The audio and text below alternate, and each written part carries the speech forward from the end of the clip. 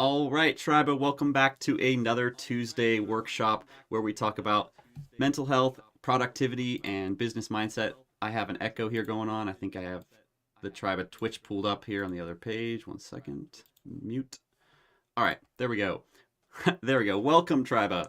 We are with John Fitch today, Coach John Fitch. He is a creativity coach. Pretty awesome space to be in when it comes down to business. Creativity is essential. So, John is going to be talking to us today a little bit about mentality and mindset and finding that home base to come back to as a business owner, which I love. Triba, it's a space for us all to come together, but you also need your home base. You have to have your own thing going on.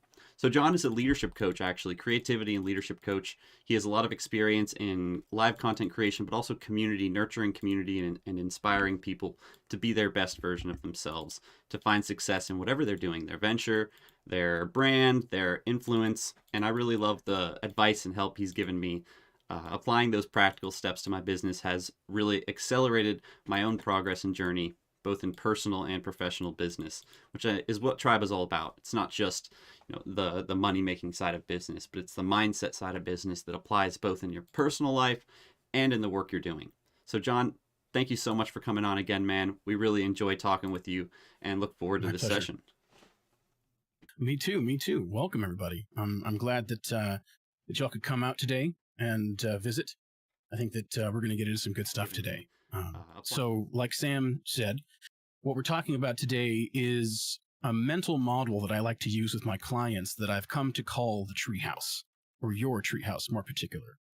And it's really about being able to cultivate a starting point, a home base. And by home base, I mean something that's familiar, something that is where you return to, something that feels natural, so that when things that are disruptive to that home base that you have carefully chosen and cultivated start to show up, instead of them feeling like a normal part of life, they'll feel intrusive and alien because you have such clarity and purpose and intention about your home base, what you return to, what is your natural state of things, mentally, emotionally, etc., that gives you this filter effectively to look at the world through and your experiences through, how you're feeling, what's going on. And when you have a lot of rigor about being able to figure out what feels like my home base, what feels normal to me, then we have that capacity to be able to get back to it, build tools to get back to it regularly, more readily notice when we're out of it or something is pulling us out of it, etc. So that's one of the most important pieces and why this is such a useful utility and idea to hold on to this, your treehouse mental model for having. Really what this comes down to is cultivating centeredness, which we've got lots of different ways to say that, but really centeredness is an important piece of this.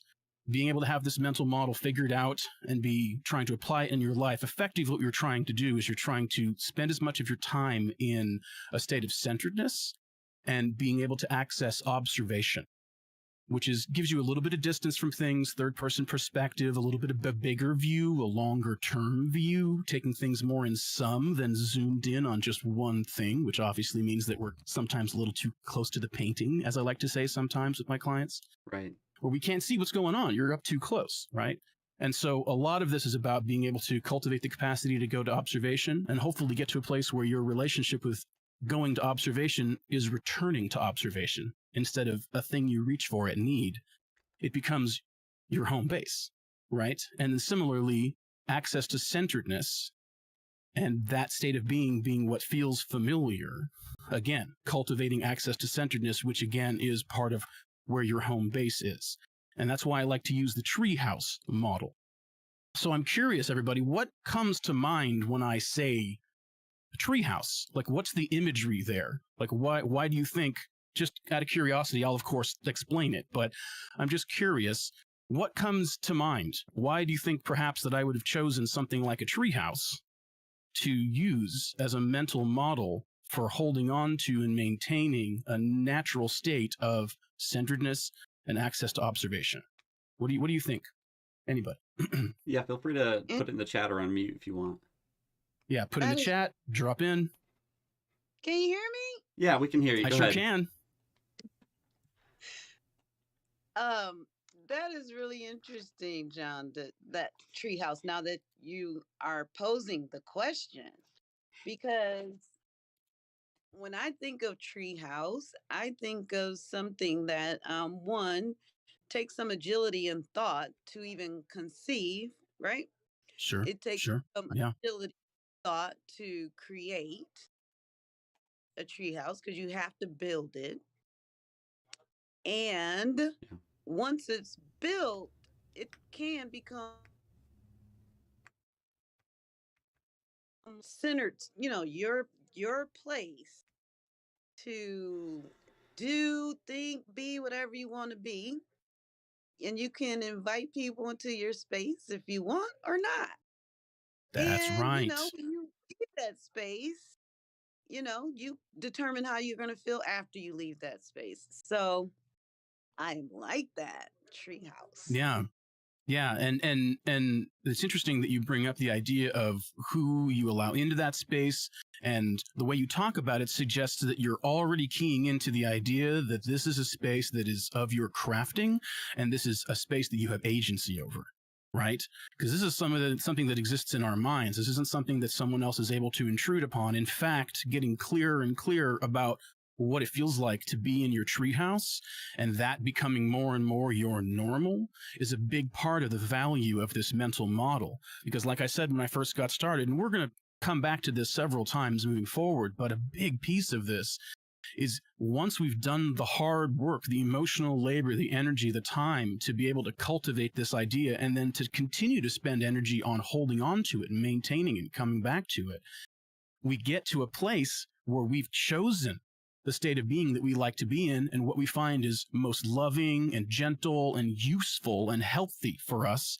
And then because we're at choice with that, we cultivate something that feels good. And then when something comes along that's external, or maybe old false beliefs or stray thoughts or negative thinking that we experience, they feel alien. They feel intrusive. They don't feel like, oh yeah, I always think those thoughts. But when those thoughts come in, they're going to be like immediately like, whoa, that's not right. Who's that? What's that? Why am I feeling that way? Why am I inclined that way? What's this about? Why is this person making me feel this way? And it immediately goes, whoa, whoa, whoa. That's not what I'm looking for here. I'm feeling pulled off of or beckoned away from center and observation. And I'm confident in asserting that if we can remain centered and we can have access to observation, those are some of the most powerful things that we can have access to moving through the world. They inform us to be able to access wisdom, inner, and be able to be more calm and be in less of a fearful place, but more of a observational place, be able to see things as a system so that we can observe what's going on and get curious about what's not working instead of just notice that it's not working. Right. Very good. So it's like Does taking a step anything out, a step away from the chaos, a step away from being in the midst of all the action, and then looking at it objectively. What's going on? Where do I need to improve?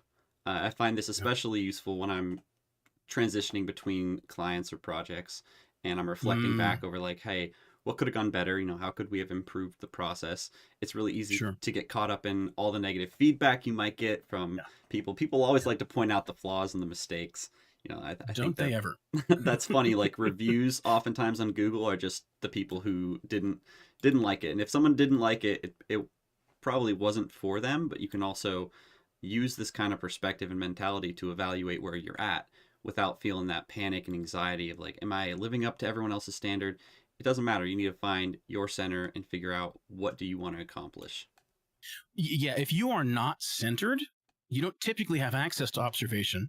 And if you're not centered and able to go to observation, you're not likely in a position to make wise choices. Right. You're likely in a position where you're going to be making reactionary choices out of fear and scarcity and that sense of immediacy, knee-jerk reaction.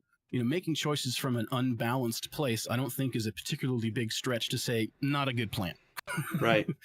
Can be a recipe for disaster there. Yeah, absolutely. Yeah, absolutely. Effectively, what we become is, to a degree, an unreliable narrator. When we're really out of balance and not centered, we shift into unreliable narrator territory. And then we can't really trust the things that are coming into our mind or out of our mouths. And it's important to get clear about that and get back on track first. What were you going to say, Claire? Well, I'm going to say, in my observation of the people I'm close to, I think are out of balance, think that they are balanced. Mm-hmm. That you got to know you're out of balance to get balanced. And some people Mm-hmm. don't recognize that they're operating from, certain lack-minded thoughts or whatever. Yeah. How do you Yeah. help people like that? How do you help somebody that is thinking that they are balanced but are actually operating from a place of not center? That's just to reiterate what you're saying. Am I getting you there? Correct.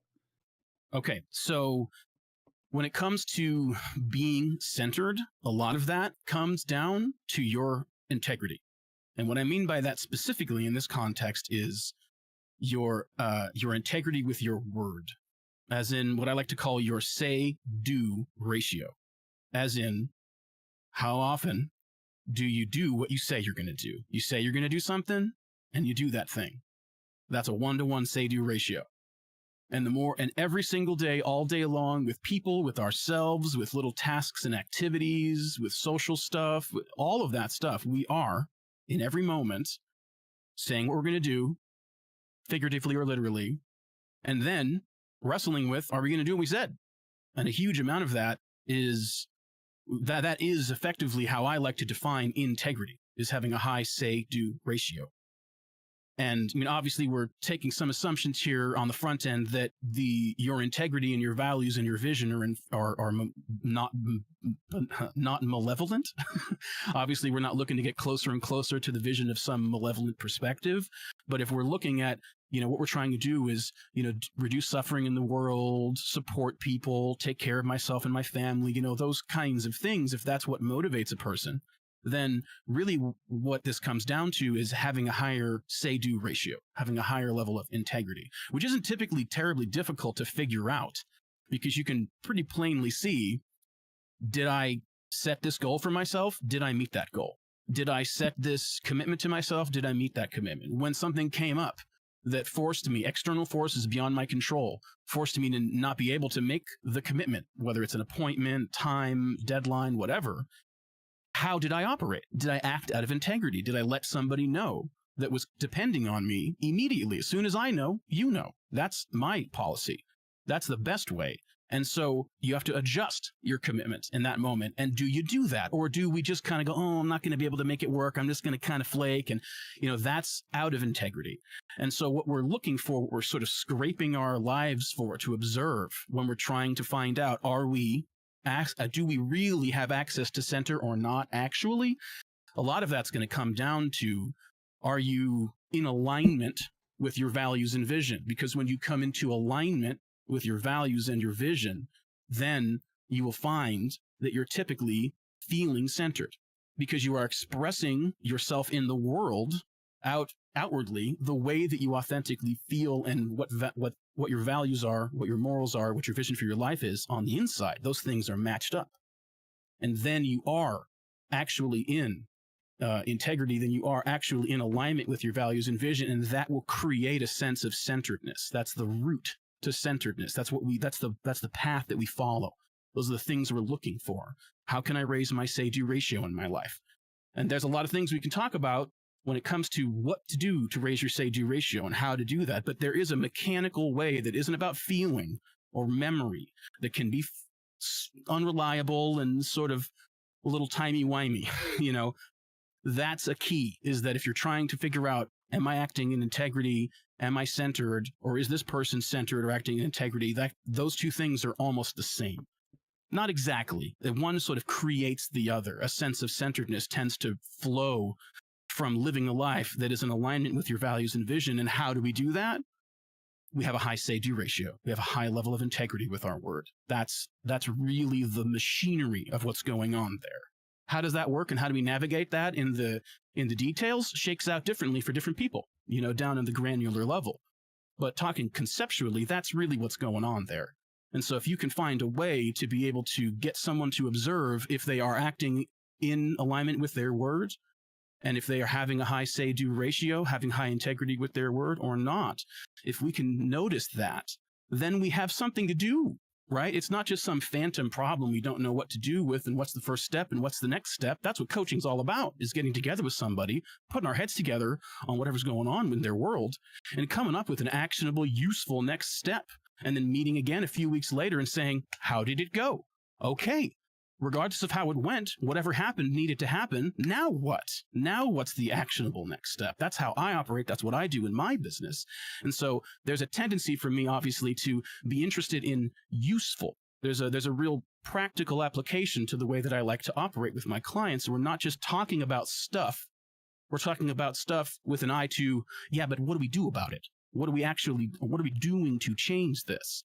And that's one of the reasons why I like so much that connection that's observable in my own life and the lives of my clients. And they report back to me very similar experiences where being at a higher level of integrity, you just move through the world with access to centeredness. It's much more ease of access to centeredness. It's not going to mechanically put you in centeredness, right? You could still have a bad moment. But what we're talking about here is increasing or reducing the ease of access to these things, really. Does that helpful? Make sense? Yeah, Awesome. I think that makes a lot of sense, Claire. Hopefully that answered your question well. I think that was a really good question. I'm here Yeah. for all of it, John. You work it out. I appreciate your input. Can we get some deeps Absolutely. in chat? I don't know. We need an emoji for that. So what else, just going back to my my previous curious question, what else about the Treehouse model do you think might lend itself well to being a way to wrap your mind around the idea of access to observation, access to centeredness? What else? Oh, I know this one. Sarah, you just answered this one. Well, Give somebody jump else in, a chance. Anybody that's excited, jump in. Please do. okay, anybody else? If no one else unmutes and says something, you can go ahead and say it. Because I also, I had a story from a childhood experience, but I'm gonna save that. I'm happy to hear it, Sam. Let's hear it, man. We're not Well, not busy I about don't trying exactly to be on task know and coach. how. We're talking. Yeah, I don't right? exactly know how it ties in, but as a child, I always wanted a treehouse.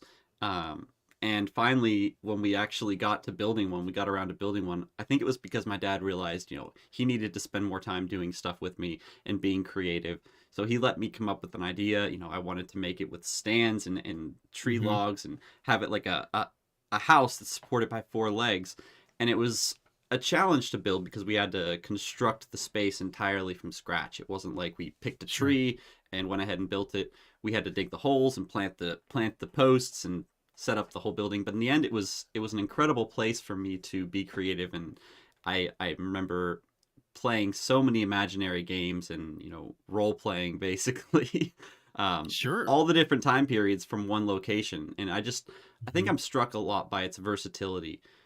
There's so many ways that you can be creative when you have a space to do that. Absolutely. Well, and what, one of the things that I like so much about the idea of the treehouse is, cast your vision back to when you were a kid and you went from being able to have access to the view from your treehouse, or from not having access to that view, to the first time you climbed up there and you look out at this new raised perspective. That was also what did that feel like? Yeah, right. And the distinct sense is that you have access to more information. Power. You can see farther, right? Yeah. That's what I was gonna say. That's right. You can see farther. You have access to more information, and also you have some distance from it. If you imagine, and again in this mental model, that the circumstances and challenges in your world are represented by something down on the ground in the yard in front of your treehouse, those things, you have a bit of distance from them. You're up in your treehouse. You feel kind of protected from their influence in a way, which you are. If you are accessing centeredness and access to observation, you are protected in a way more than you would be perhaps if you weren't holding on to those from influences and things that will pull you off of what you would define as your track, right?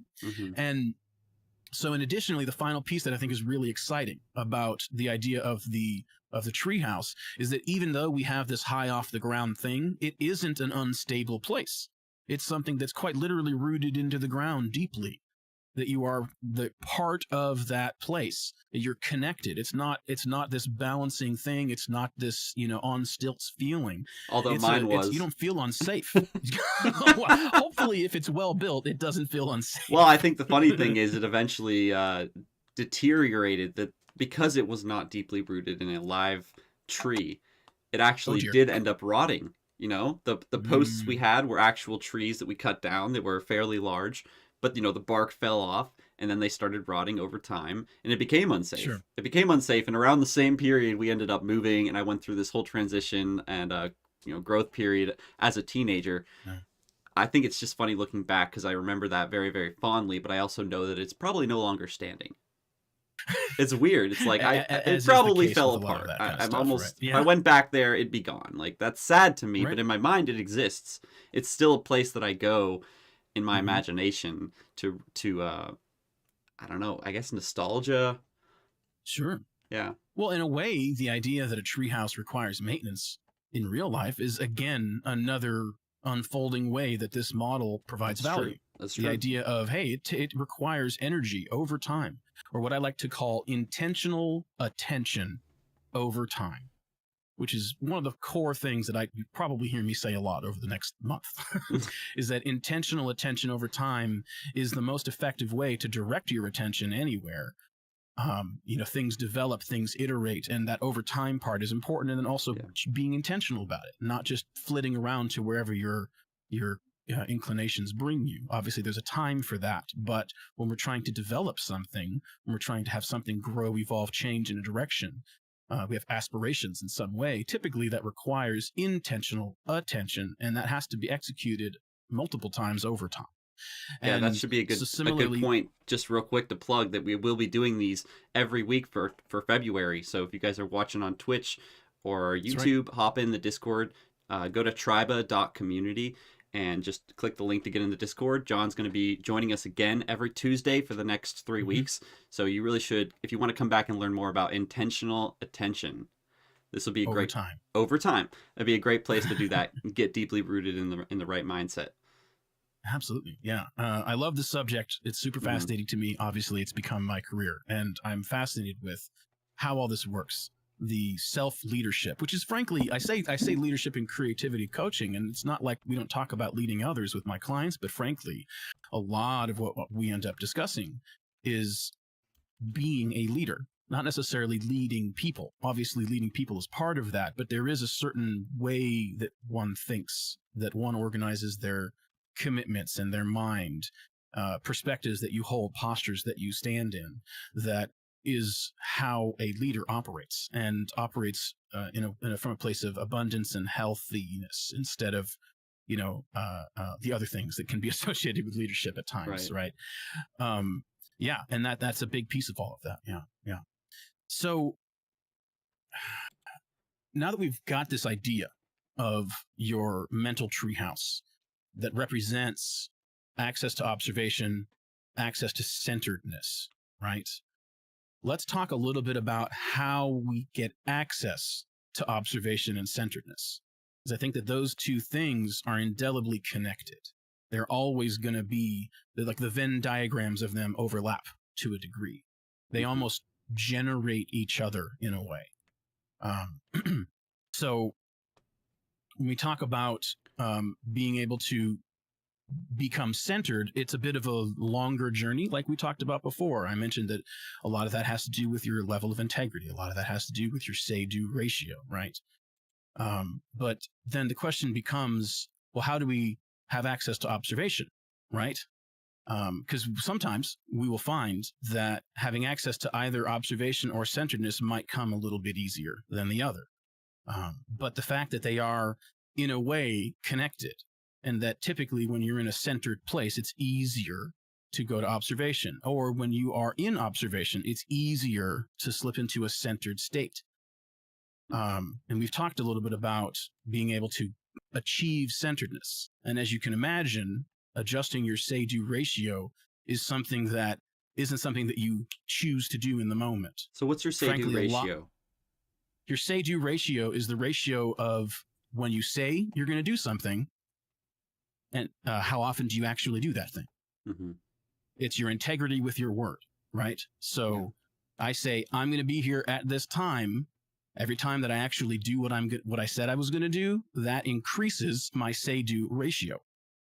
And this is not something that I'm looking to put a number on or track granularly. It's just an idea to think about, kind of like it's a way to almost gamify in your mind an idea that, frankly, I'm just trying to find a lifestyle, a way of thinking that creates a higher adherence to my word, that my actions line up with my words. And that if I've taken the time to clarify what my values and vision in my life are, and then be able to communicate that clearly, typically write it down somewhere, be able to share it with others, then I have the words to be able to know what my values and vision are, and then I can operate from that place. And then I can do so with a mind I want to make sure that if I'm going to commit to something, I'm actually going to do it, that it's not something that's a maybe. And when you're working on increasing your say-do ratio, working on increasing your integrity, there's a couple things that tend to happen. And one of them is committing to less, like being much less willing to commit to something that you're sort of like, well, I could probably make that work. Things that feel that way stop being things you commit to when you're operating from a high say-do ratio place. That is part of it. It's not just effort your way through, get good, sweaty, try hard. That's not how it works, because it can't be a sprint, because a sprint is not sustainable. It has to be something that's sustainable over time. You can't push yourself to have a higher say-do ratio and not adjust the things that you are agreeing to, committing to, whether it's to yourself or others, if those things are kind of putting you in the red a little bit, right? You're trying to do something that you don't really have the resources for, and you can only do it that way at that level for a window of time. This is how people burn out, right? Is that one of the ways is that we commit to more than is really healthy or realistic for us, especially over time, right? Yeah. And since anything worth doing typically takes time to do, you got to kind of set up some way for it to be sustainable if you really want to get anywhere in particularly interesting. Short of just having an experience that's lovely, if you want to actually cultivate a skill, cultivate a business, cultivate a relationship, most of those things require time. And so if something's going to get somewhere that you'd like it to be, and you have an opinion about how it gets there and what it looks like when you get there, it's going to be a time thing. And so then that means that we have to look at everything that we do and commit to and are operating with. Our system at large has to take into consideration that everything I'm doing needs to be sustainable, or it needs to be a short-term commitment. It doesn't work otherwise, right? Yeah. That's a good point. So burnout and scope creep as well.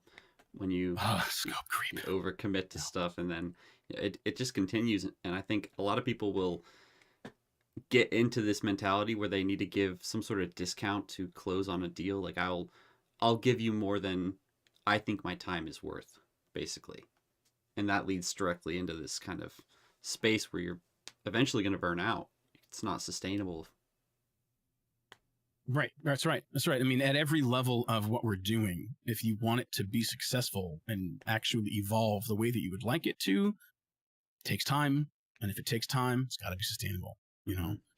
That's something that I come back to all the time. Whenever we talk about a commitment or an idea or a goal, the question always is going to come up. If you're coaching with me, you're going to hear this. Okay, but is this sustainable? Yeah. Is that sustainable? What's a sustainable amount to commit to? All of that. Because you can grow and build just fine, right? But we're all walking around with enough toxic shame from just the culture we live in, instilled in us through school and friends and culture and corporate shenanigans. I mean, oh my gosh, we're all dealing with some version of toxic shame. We're so busy to make a mistake in front of other people, and we're so concerned about all that stuff. And it's so messy, and we have to be more at peace with being able to have what we're doing be part of a process, be iterative, be a journey, be something that is sustainable, right? Right. Because it's going to go good sometimes, it's going to go bad sometimes, and the conversation isn't about being attached to how it goes this time, but more being interested in well, what happens when I did this time in my intention to just be better and do more of this? How did it go when I tweaked that? Yeah. And then you audit it, figure out what worked, what didn't work, move closer to what did, find ways, devise plans and goals to move your ship a little bit in a different direction, right? Yeah. None of that's available unless it's happening over time. So it has to be sustainable. So what do you think about application for freelance gig workers versus full-time employees? Because I almost feel like full-time employees at this point, they just want to take over, or an employer kind of wants to take over a larger portion of your time than a gig contract work should, where you're committing, hey, this is how much my time's worth. Here's a straightforward contract. I'm going to deliver these things versus a job where they get hired, say, full-time, but it's the same deliverables, but it's almost like you get paid less for doing it fast because you have to do more, so does that make sense? So in the context of what specifically? In the context of taking a job for the exact same deliverables that somebody might hire a freelance worker to do, like maybe you're doing front end development and you have you do it as sort of a service agency, you get it filled through that, and then you're working on very direct deliverables versus getting hired to just be a developer, and then they give you here's how much stuff you have to do. It's almost like measuring value in a totally different way. Sure. And so you're feeling that when you're working under somebody else instead of working freelance, they're paying you for your attention. They're paying you for your attention. Like you're going to be present in there for X amount of hours per day or per week, or you're going to be there for all these needs. Versus a contract where it's like, here's what you got to do. We're meeting once a week. Get those done. We don't care how fast you do it. I mean, how much time you spend doing it, as long as it's done by this time. Sure.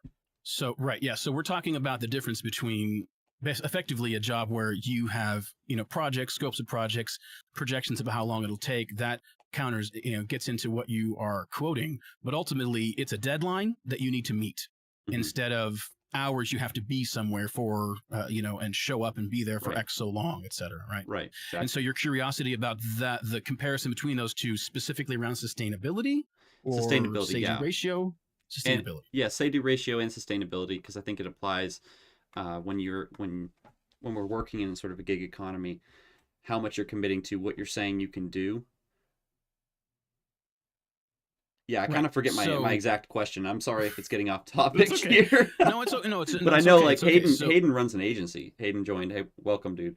And a lot of people here are freelancers and contract workers. So I think it's really easy to overcommit in those situations for sort of an experiential thing. But then you also get the opportunity to quickly iterate and look back on every contract, every project you did much quicker than you would if you took a full-time job. And then I don't know. I think it's easier to be intentional when you have those shorter projects. Well, see, you don't really have much control over how sustainable what you're doing is when you're working for somebody else, because you are effectively receiving jobs to do and windows to do them within, and they allot you the amount of time you're meant to be there. But at the end of the day, those projects still have to happen. Crunch happens as a result, things like that. And so when you're not in a position to be able to be at choice with how you schedule your time, you are to some degree giving somebody else you're giving your boss, your employer, et cetera, a lot of responsibility about crafting a routine and a schedule that is actually sustainable. And I think that often they're not too terribly good at that. And agency, that you're giving them the ability to decide. Right. And a lot of the time, the people that are busy deciding how long something is meant to take, how much it should cost, et cetera, those are not people that have actually been in the trenches and done those things and have a real textured sense of that. Sometimes, but in my experience, I used to work in a web design company for a while, and I would see all the time that the salespeople would start writing checks that everybody else was like, we don't have enough time for that. What are you doing? Right. And that disconnect is a challenge. And I think we'll just pay you a little more. We'll just pay. Yeah. So, so when it comes to making something sustainable when you're working under somebody else and you have hours you're responsible for, etc. That's really about your relationship with your employer and how well your employer is respecting and hearing your needs as the employee, and that you have these things that you need to accomplish, and I have these resources, and I have these things that I need to accomplish, and I have to make these things work out somehow. And if those things are in an unhealthy, unsustainable amounts, you can't just choose to do something different sometimes when you're working under somebody else. Whereas with a freelancer, I feel like you have a lot more freedom. But of course, then you're getting all the leads from scratch, and you're not receiving jobs, and it's not as tends to be as consistent, or at least it can be less consistent, certainly. But I would say that for both of those, it really comes down to getting really clear about what your day-to-day lifestyle in your personal life, what kind of lifestyle you really want to have, because that is the ultimate result of the kind of job you do and the kind of jobs that you commit to. Whether you're applying to a job that's an hourly job, or whether you're having, working as a freelancer doing project-based things, what it is that you commit to be available for and to do has a lot to do with how your lifestyle is, and how your lifestyle is your lived experience of being a human being on this planet. And how much free time do you have? How much rest do you have? Do you have time with your family? Can you exercise? All those kinds of things.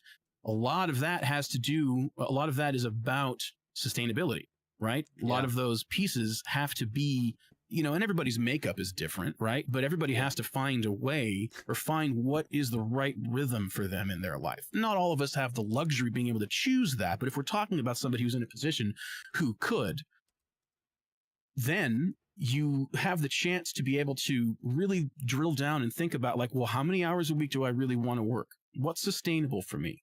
What's sustainable for my lifestyle? And get out of a conversation around more is better, bigger, more, faster, stronger, more money, all that kind of stuff. Those can be values that you have, but I would assert that more is better, more is better, more is better is a very good way to burn yourself out. And so the question then becomes, the really beginning question becomes, what kind of a lifestyle do I want to have? Right. What kind of a lifestyle, how much can I give to my work that allows for there to be enough left over for me to fill my cup back up, so that I have something to pour out again when it's time for me to pour out again. Yeah. And that is the question, typically, when it comes to sustainability, when it comes to what kind of jobs you want. I had a client recently who was trying to decide among a bunch of different ideas and options they had about potential directions for career. And we started to plot out, well, this makes me feel this way, and I have these ideas, and and eventually what we came to was a question around, what do you want your lifestyle to feel like? Because the lifestyle you have is gonna, to a degree, be a result of the commitments you make and how much you have left over to be free and author your home time, right? And so that became the question. That became what we were immediately curious about. And, and ultimately their practice, their take-home work on something between sessions was to sit down each day and spend some time journaling and be like, if I could just create a lifestyle, what would that look like? What would I want to do with my day? What's important to me? What do I want to have time for? What do I not want? What do I want to say no thank you to? Because I think a lot of the time when we are excited about business, excited about growing, excited about expanding, doing new things, taking advantage of opportunities, etc., what we'll often do is be excited about, we'll be kind of hungry hippos about it. We'll be excited about, ooh, opportunity, I'll take that. Ooh, opportunity, I'll take that. Jump, run. And the next thing you know, we end up in a position where we are overstretched, right? And we have to be, and then we end up messing with our say-do ratio because we're committing to more than we really can do. And then we're starting to have problems with integrity with our word. And then we're not having access to centeredness. And oh, by the way, our reputation is not so great because integrity is a part of reputation. And that's kind of a big deal, especially B2B, Mm-hmm. And so much of this is informed on the front end, very personally and individually, by what is it that I can really give ongoingly for the foreseeable future that's really real. Wow. And then from there, you can check whatever commitments you're looking to make, what kind of job you want to have, the kind of company you want to work for, the kind of hours that you're going to be committing to, all of that stuff. Then you have pillars to check it against. You have a lens to look through where you can go like, okay, now I know what my ultimate goal is. Now when I'm looking at this front end stuff, I can kind of plot it out a little bit and go, okay, well, what kind of a lifestyle will this create when I choose to work for this many hours a week? And this business has a tendency to get into crunch, and this business has a tendency to, all those kinds of things. Very quickly, you can go be less curious about, how much money am I going to make? How much am I going to grow? Is this going to be good for my business? And really get real about like, yeah, but am I going to be a miserable human being as a result? Because that's not sustainable. So no matter how much money or success you make in that window of time where you're burning the candle at both ends, is all you're going to make, because you're going to burn right on out, and it has to be sustainable. So you have to really do kind of reverse engineer in a way. You have to reverse engineer, what's the lifestyle I want to have? What kind of jobs, job or jobs, if we're freelancing, help me get to that place, both financially, but really ultimately, we're really talking about, what do I want my lived experience to be? And how can I make that something that's yummy, that's sustainable, that makes me excited to get up in the morning, that I'm happy to be here for? Yeah. Because that then will allow you to check the commitments that you're looking to make against that ultimate place. That gives us something to balance it against. Because otherwise it can be kind of like, I don't know what's a good choice. It's challenging to figure that out. Mm-hmm. But when we get real about how what we do for a living, the commitments that we make professionally, they take little bites out of our time, our finite resource of time. And we have to be real about, how much family time do I want? How much sleep do I need? How much downtime do I need? And that's different for people of different makeups and neurotypes and tendencies and, health level, etc. So it's a very personal thing to answer. So I can't really, I'm not really going to be able to say this much because it is a thing that has to work for us individually.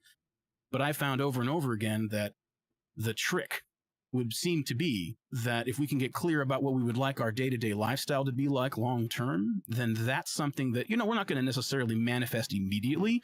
But when we're at a place where we can make a choice, where we have a fork in the road in front of us, we can get a sense of which direction is going to get us closer to this ideal lifestyle that we would like to have. And I'm not talking about lifestyle as in like, oh, I want freedom from everything all the time. Like, I don't mean that. I mean, like, what do you want your what do you want your day to be like tomorrow morning when you wake up and you have to shower and you have to, make toast and bread and toasted bread. Coffee was the word I was looking for. When you're making coffee and you're taking care of the kiddos or the family, or what does that all really look like? And then what resources, time being a resource, do you need to do that and keep doing that? And then you look at what's left over, and then you're aiming and gunning, if possible, to fit the work that you're committing to into that, because that will be sustainable. When you've taken care of the things you need to be able to fill your cup and feel like a happy, healthy, whole human being, what you have left is where work needs to fit. And, sometimes it doesn't really work that way, and we have to, fudge things a little bit, but you can at least have a destination in mind. Yeah. That you can plot towards over time. And if you have the freedom and luxury of being able to just straight up choose, then great, do that. But that's how you'll know. That's how you'll know if what you're doing is going to be sustainable or not, is does it torpedo your access to the recharge that we need in our personal private lives each day, each week? Is it going to torpedo our time with our family, our sleep schedule, our time at the gym, our whatever it is that fills your cup? You got to do those things. That's your job too, is to fill your cup back up. That's part of your job. Yeah. Taking a vacation is part of your job. You got to do it. Oh, it's so easy to forget when you're running your own agency or something. Oh, man, is it ever. And the excitement of opportunity. Something comes down the pipe, some opportunity. Somebody says, hey, I want you. And you're like, you want me? But that's where this discipline about that high say-do ratio stuff comes in. Because when you have clarity about what you'd like and where you want to go, you can check with the opportunities against that. And, you can't predict the future. I can't predict the future. But, based on the information we have, we can make the best choice we can. And if you have a destination in mind, that's more information. And that's an opportunity to make a better choice. And you can hopefully move closer and closer to that each time. So, yeah, that's my thought on that. I know that it's not like a specific, like, this is what you do. But no, I mean, that was super helpful. I think a lot of people are in a very, very similar place where they're trying to optimize whatever they're doing online. Online work is, probably the center focus of Triba, whether it's, freelance gig or you're working for somebody full time. Yeah. This is definitely a place where I come to recharge and hang out with people and then go back out there. And I think you have to decide what you want your life to look like. That was a good point. You have to make that decision and then find the resources to do that. Allocate your time appropriately and track that over time. Journaling, we've talked about this before, but daily journaling so that you can see that direction. You can notice when it's torpedoing and notice what you're doing right there. And remember, it's an up and down journey, but ultimately you want to see that upward progress, or you need to go back to the foundation and figure out what's going on, which I do all the time. I'm like, all right, something's awry here.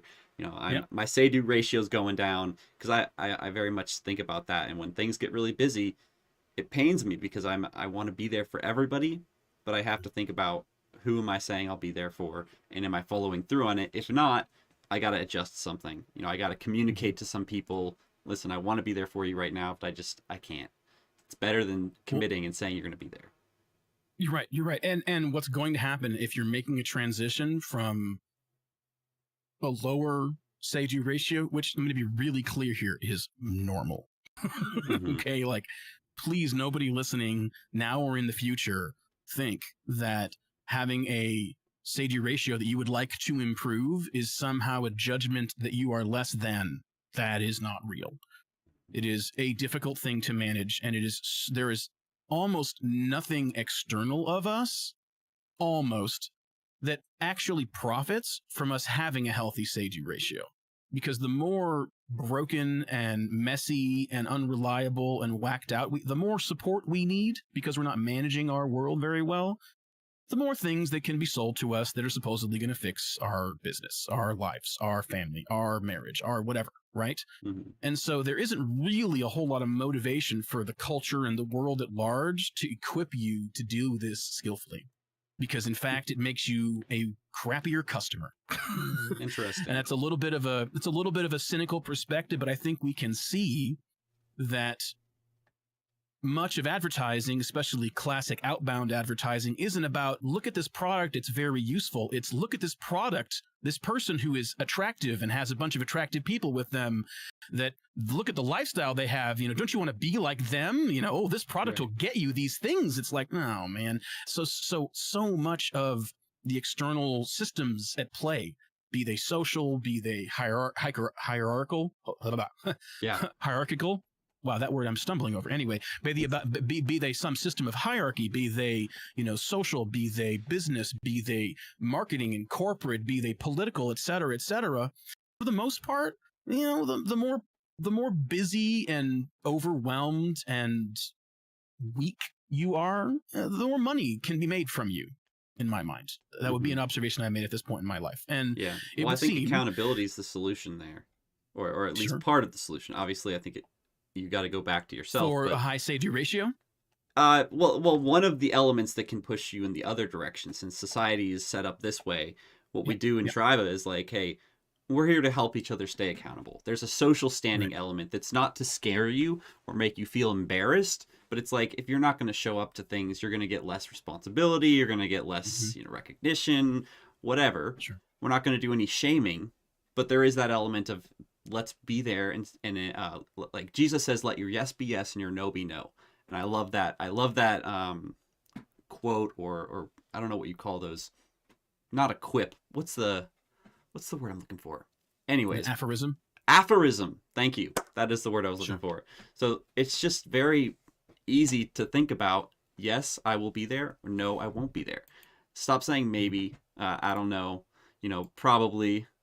There's a chance I'll be there. I think if people committed to that and just tried to live up to that in a group setting, it would transfer over to, hey, in my personal life, am I doing that with everything? It doesn't just apply in business. Big ways, right? I mean, one of the big ways that we can shift how we operate in our personal lives is to take a real, honest, often difficult audit of the people that we are in proximity to, be they business, social, familial, etc. And being at choice. Sometimes this requires some culling. You got to be real. It's hard, but it's true. but being at choice with the people you spend your time with. There's another little aphorism I like. It says, like, show me your closest friends and I'll tell you who you are. Because you typically, or to some degree, are a reflection of your closest people. Whether that's something that we are intending to happen or not, you typically tend to just through osmosis. We're swimming in the same soup.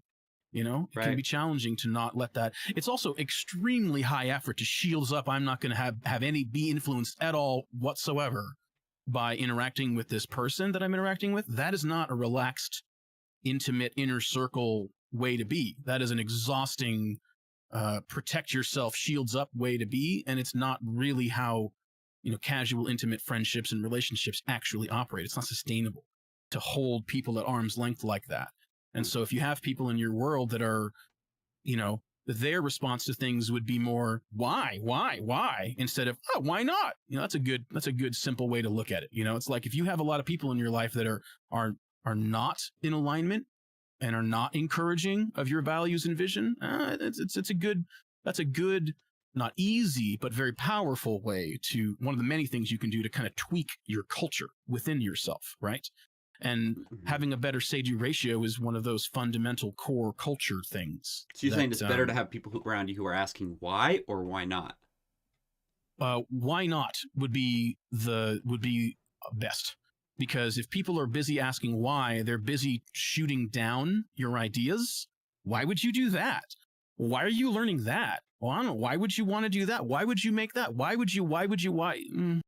That kind of a person often is busy holding you back. And sometimes it comes from a place of love. Maybe they're trying to protect you from some perceived potential pain, shame, failure, hurt, trouble. Well, I feel like a lot of people can be yes men or yes sayers and just say, oh yeah, go for it. Whatever you want to do, just do it. Whereas sometimes it's your closest friends who will ask you, well, why do you want to do that?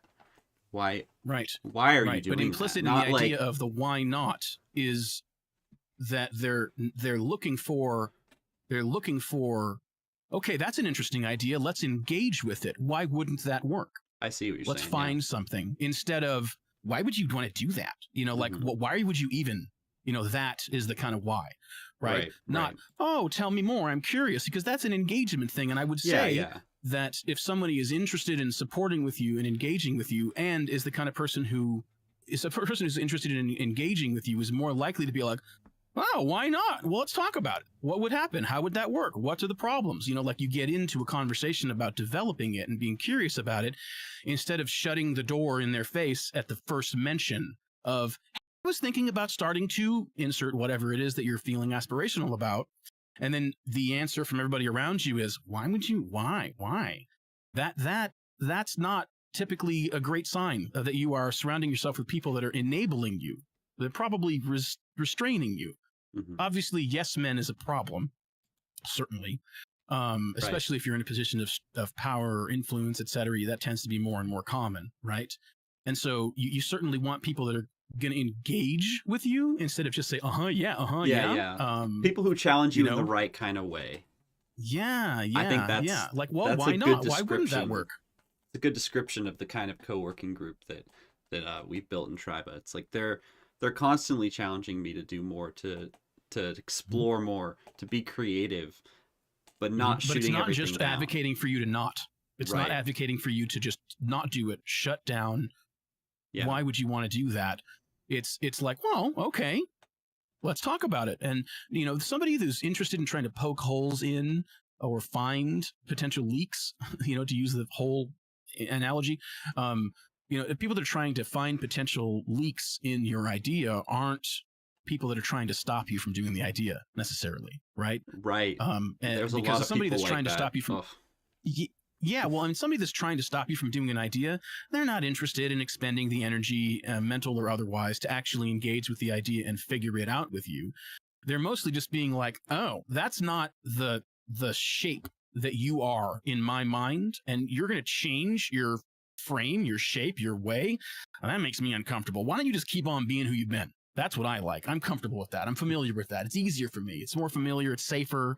Let's just do that. Don't do something different. I don't want to, that's a lot of the time where a lot of that's coming from. Yeah. And a you lot of know. the So entrepreneurial people probably have experienced this from somebody in their family or friends in the past. Maybe you haven't. Maybe you've major. gotten very, very blessed to just have extremely supportive parents and support structure built into your life. But a lot of people have gone into this like, I'm going to start something. I'm going to be my own boss. Coming from a standpoint of perhaps a lot of uncertainty. You've never been in that field. Like a lot of young entrepreneurs find themselves. You need to surround yourself with people who are not just going to give you constructive criticism, but who are going to encourage you to be creative and try things. Because I think trying and failing fast is a big, big part of success in this competitive market. Oh yes. Yeah. Yeah. More information. You get information you would never get from actually doing whatever it is you're trying to be doing. Yeah. How successful it is, how good it is, how fast it is, how much reach you get, how many clicks you get. None of that's really important when we're talking about long-term goals of doing this better and actually getting somewhere. All those all those like short-term things are typically something that'll we can just get all tangled up in. And it really is about like, okay, how does this work over time? Yeah. Yeah. I gotta clip that. But we're about out of time here. But before we wrap up, I do want to give a little bit of advice because we talked a lot about how to get centered, right? But I would like to give a little bit of advice, a tip, a trick to try and pull yourself into observation, and that is to actually start observing what's going on in your life, and not with your eyeballs, but with words. Write it down. And a very good exercise that I find, whether it's verbally with my clients in a call, or whether it's homework or practices for them to do in their journal or whatever. But typically, if somebody is, as I would like to say, too close to the painting and doesn't have access to, perspective, a lot of the time, the best way to support them in getting that is to ask them two simple questions. Okay, in regards to the situation you're in, tell me something that's glass half full, as in, what's a good thing, something good, and then tell me something that's glass half empty. Breaking it down into those two prompts: a glass half full observation about your situation. How about a glass half empty observation about your situation? Maybe several of both. We can ping pong back and forth. We can discuss more. If you can pull yourself into that by using a prompt of like, okay, glass half full observation about my situation, about my day, about this project, about this person, whatever it is. And then what's a glass half empty? Those two prompts can be a very good way to like mechanically pull you to a place of observation, because you're going to have to go to observation to observe what's happening and say words about it, right? You're not in the middle of it feeling place when you are explaining what just happened. You have to go to observation. It's a mechanical necessity. This isn't perfect, certainly, but we're talking about increasing ease and reducing friction, right?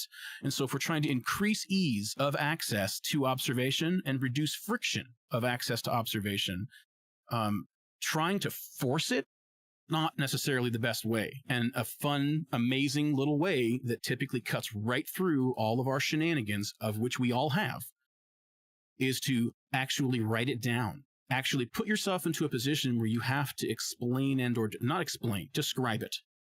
Right? Where you have to describe, like, here's what happened today, or here's this happened and then that happened and here's how I'm feeling about it, or, and again, the glass half full, glass half empty paradigm prompt, whatever you want to call it, can be a good way to tease that out and to put yourself in that state of mind. And then again, what you'll find is that when you start to have to look at things from a farther away perspective, to get a bird's eye view of it, to be able to explain and describe and write down, make observations, a glass half full, a glass half empty, etc., that will pull you into an observational place. And you'll find that when you're in an observational place, it's easier, again, increasing ease, reducing friction, easier, less friction to get into a state where you are feeling centered, right? And so both of those things really create each other. And I find going to observation is something that's a little bit easier to just do, because you can mechanically force yourself into it by asking a person, whether you're helping them get into observation or giving yourself a prompt, or having had the habit of, okay, all right, let me let me just write down a glass half full observation about this and a glass half empty observation, maybe more. Like there's something about that pulls us into observation. And then when we're in the seat of observation, we have way better access to being centered. And then bing, bang, boom, you're up in your treehouse, making better choices, not being tugged around by stuff. And the more that we can cultivate and spend our time there, the more that becomes what's normal. And then when something comes along that's trying to make us disbalanced, to trying to pull us off of our center, to trying to get us focused in and too close to the painting so we can't see things, short-term fearful thinking typically is a lot of that. When that sort of stuff shows up, it's going to feel alien. It's going to feel intrusive. Whereas if that's not what you've cultivated your normal to be, that sort of stuff will sneak right in and it can sabotage us. So that's a good trick. Going to observation, just observe your situation, write it down with words.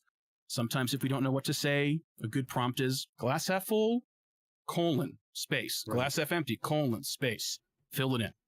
A good way to pull yourself to observation. That's a really good point. And I'd love to take questions from our audience as well. Anybody watching on Twitch or YouTube, you can drop them in the chat there. I get them both on this screen. And if anyone wants to ask a question, Hayden, I know you run an agency. We talked a little bit about how this applies there. But if you have anything you want to add, go ahead and unmute. Otherwise, we're going to wrap up here in a minute because it is after 1. Yeah, I don't really think there's anything for me to add. That was a great conversation. It was nice to listen to it. Oh, excellent. I'm glad. Yeah, thanks for joining us, and my call as well.